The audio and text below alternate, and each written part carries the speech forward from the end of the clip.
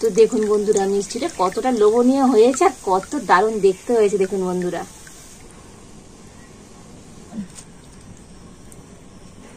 তো দেখেছেন তো বন্ধুরা এই মিষ্টিগুলো কতটা সুন্দর হয়েছে, উপরে যেমন মুচমুচে আর ভিতরে তেমন নরম হয়েছে, অসম্ভব মজার হয়েছে আজকের এই মিষ্টিগুলো। নমস্কার বন্ধুরা, রূপার রন্ধনশালায় আপনাদের সকলকে অনেক অনেক স্বাগত জানিয়ে চলে এসেছি প্রতিদিনের মতো আবার একটা নতুন রেসিপি নিয়ে। আর আজকে আমি একটা শুকনো মিষ্টি রেসিপি আপনাদের সাথে শেয়ার করব। আর এই মিষ্টিটা যেমন বানানো হয়ে যায় ঝটপট, আর খেতে তো বন্ধুরা দুর্দান্ত স্বাদের হয়। আর এমনকি এই মিষ্টিগুলো রেখে তো আপনারা অনেক দিন পর্যন্ত খেতে পারবেন। তো আপনারা সঙ্গে থাকুন আর প্রথম থেকে শেষ পর্যন্ত পুরো রেসিপিটা দেখতে থাকুন। তো আশা করি প্রতিদিনের মতো আজকের রেসিপিটাও আপনাদের ভালো লাগবে। আর আজকের রেসিপিটা ভালো লাগলে চ্যানেলটা সাবস্ক্রাইব করে পাশে থাকবেন। আর আজকে আমি মিষ্টি বানানোর জন্য এখানে নিয়ে নিয়েছি 1 বাটি ময়দা। তো ময়দাটা একটা জায়গাতে করে আমি নিয়ে নেব।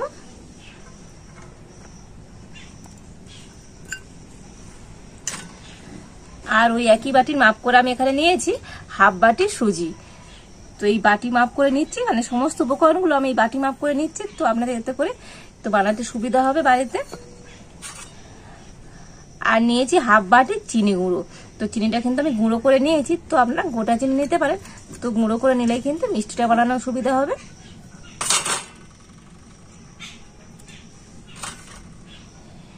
দিয়ে দিচ্ছি অল্প একটু লবণ। আর এখানে আমি নিয়েছি 2 চামচের মতো সাদা তিল, তো দিয়ে দিচ্ছি। আর নিয়েছি 1 চামচ মৌরি, তো মৌরিটা আমি হাতে একটু ঘষে নিয়ে আর দিয়ে দেব।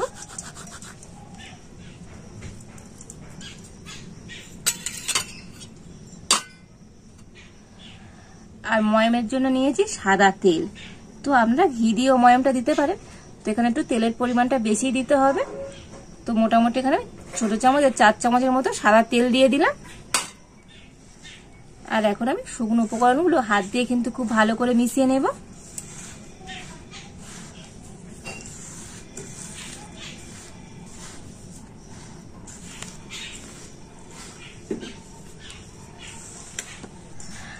আর এবার আমি এর মধ্যে দিয়ে দেব এই চামচের হাফ চামচ বেকিং পাউডার।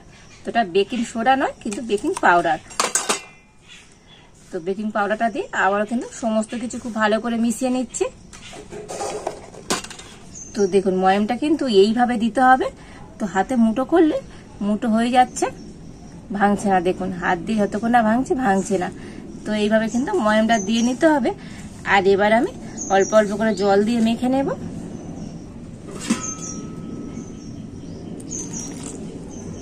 তো একসাথে কিন্তু খুব বেশি জল দেওয়া যাবে না, অল্প অল্প করে জল দিয়েই মাখতে হবে।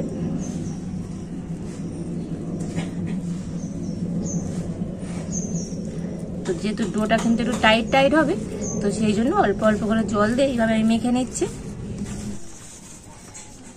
তো দেখুন এইভাবে কিন্তু একটু মেখে নিতে হবে।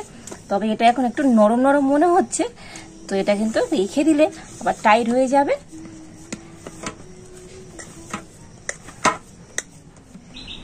আর এবারে এটাকে আমি 10 মিনিট ঢাকা দিয়ে রেখে দেবো।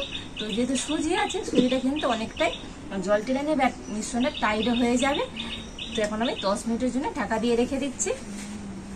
তো প্রায় 10 মিনিট আমি ডোটা ঢাকা দিয়ে রেখেছিলাম, আর এখন আমি খুলে নিচ্ছি।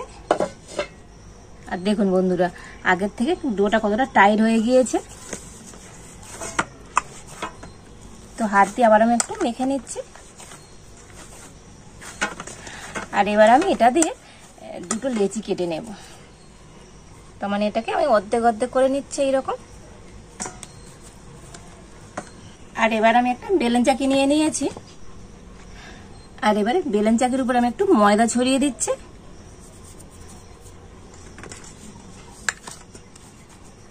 আর একটা লেচি নিয়ে আমি এইভাবে একটু রোল করে নেব।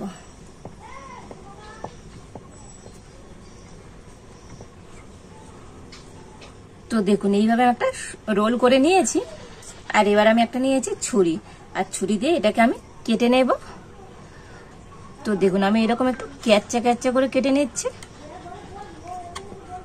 তো এটা আমি বাদ দিয়ে দিচ্ছি।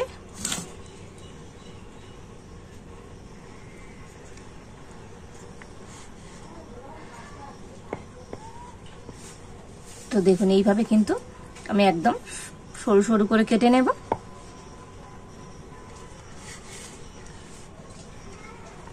তো খুব বেশি কিন্তু মোটা করার দরকার নেই, এইভাবে সরু সরু করে কেটে নিতে হবে।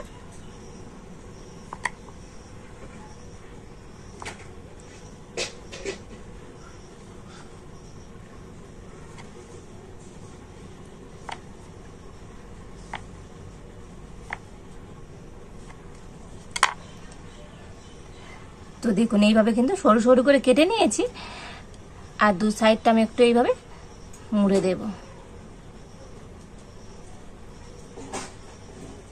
তো আমি একটু সেই খেজুরের মতো শেপ দিয়ে নিচ্ছি। তো আপনারা আপনাদের পছন্দ মতো শেপ দিয়ে কিন্তু মিষ্টিগুলো তৈরি করতে পারেন। তো দেখুন এইভাবে আমি শেপ দিয়ে নিয়েছি, ঠিক খেজুরের মতো দেখতে হয়েছে দেখুন। আর একইভাবে সবগুলোকে এইভাবে একটু তৈরি করে নেব।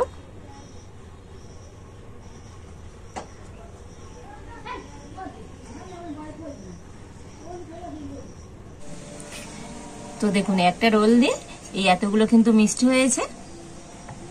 তো আর একটা যে লেচি ছিল সেটা দিয়ে আমি এরকম ভাবে রোল করে নিয়েছি, আর এটাও আমি ওই একইভাবে কিন্তু কেটে নেব।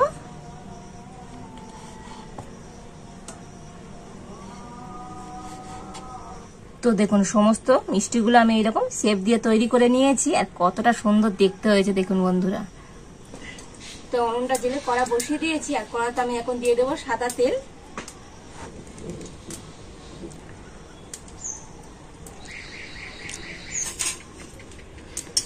তো তেল গরম হয়ে গিয়েছে, তবে তেল কিন্তু খুব বেশি গরম করব না, একটু মিডিয়াম গরম করে নেব।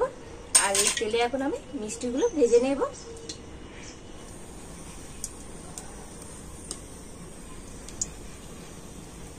তো দেখুন বন্ধুরা তেল এইরকম গরম করে নিতে হবে, দেখেছেন কিন্তু হালকা বুদবুদ হচ্ছে, আর এইরকম গরম করে নিয়ে মিষ্টিগুলো কিন্তু ভাজতে হবে।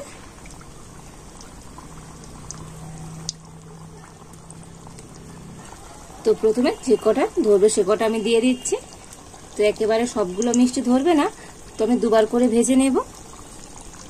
তবে এখনই কিন্তু মিষ্টিগুলোর গায়ে আমি খুন্তি দেব না, তো মিষ্টিগুলো আগে তেলের মধ্যে ভেসে উঠুক, তারপর আমি নাড়াচাড়া করব। তো দেখুন মিষ্টিগুলো কিন্তু তেলের উপরে খুব সুন্দর ভেসে উঠেছে, আর এখন আমি মিষ্টিগুলো উল্টে দেব। আর দেখুন বন্ধুরা এক সাইডটা কিন্তু হালকা লাল লাল হয়ে গিয়েছে।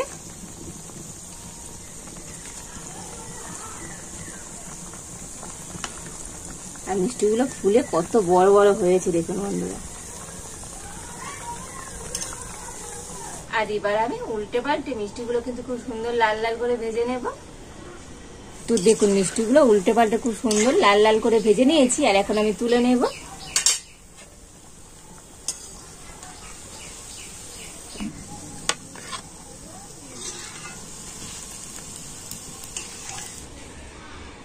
আর ওই একইভাবে বাকি মিষ্টিগুলো আমি ভেজে নেব।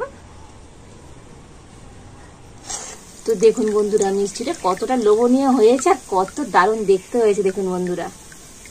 তো অসম্ভব মজার হয়েছে, আর এই সমস্ত মিষ্টিগুলো কিন্তু আমি ভেজে নিয়েছি।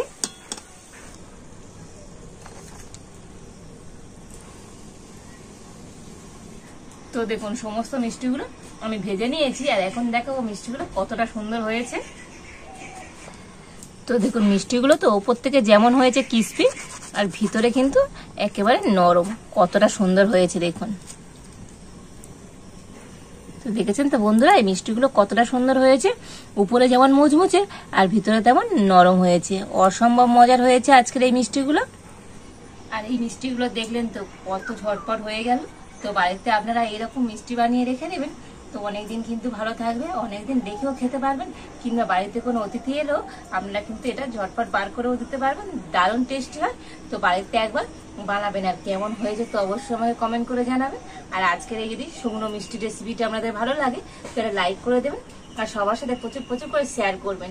তো আজ এই পর্যন্ত, আপনারা ভালো থাকুন, সুস্থ থাকুন, দেখা হচ্ছে নতুন কোনো একটা রেসিপি নিয়ে।